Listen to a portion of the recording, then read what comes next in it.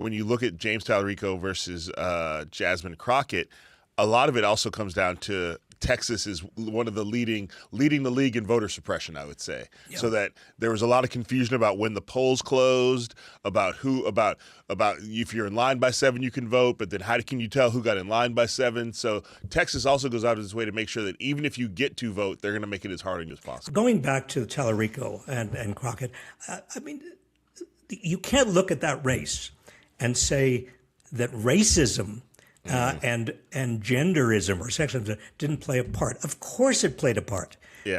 Because those two candidates, Talarico and Crockett, otherwise look very similar. I mean, yes. Politically right? Very close, yeah. Politically very close. There's only thing, race and sex do differentiate them.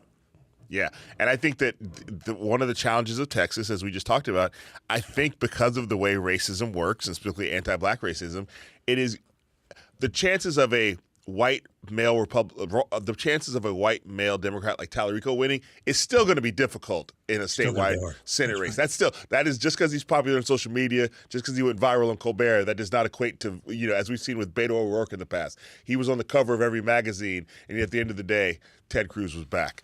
So I think that the idea being that it's going to be a challenge for a black person to win a statewide race who's a Democrat, but it's still going to be a challenge for a white guy like Talarico. And the thing that Talarico has to do right now is figure out how to accept the hurt feelings of the Jasmine Crockett voters without saying a lot of the Talarico supporters are like vote blue no matter who, and it's like that's not how this works. you got to make people a cup of tea, let people be in their feelings.